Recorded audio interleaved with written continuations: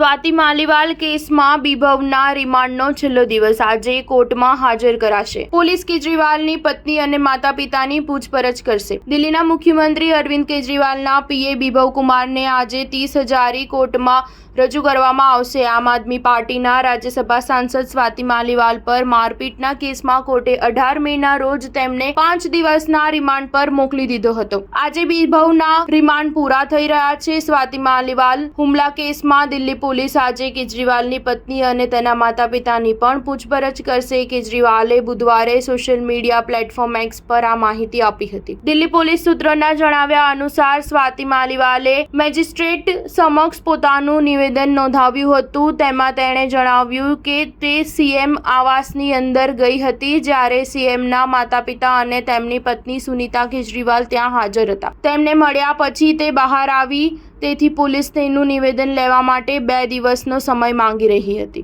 રાજ્યસભા સાંસદ માલીવાલે આરોપ લગાવ્યો છે કે 13 મેના રોજ કેજરીવાલના પીએ બીભવ કુમારે સીએમ હાઉસમાં તેમની સાથે મારપીટ કરી હતી. પોલીસે આ કેસમાં 16 મેના રોજ એફઆઈઆર નોંધી હતી. બીભવની 18 મેના રોજ સીએમ હાઉસમાંથી ધરપકડ કરવામાં આવી હતી. એલજી વીકે સક્સેનાએ કહ્યું, ગઈકાલે હું સ્વાતિને મળ્યો હતો. તેણે મને દુઃખી મનથી ફોન કર્યો હતો. તેના આઘાતજનક અનુભવ અને તેના પોતાના જ સાથીદારો તરફથી તેને આપવામાં આવેલી ધમકીઓ વિશે જણાવ્યું. સ્વાતિએ પુરાવા સાથે ચેડા પણ ચિંતા વ્યક્ત કરી હતી. સ્ટાર ન્યૂઝ 7 હંમેશા સચ્ચાઈની સાથે.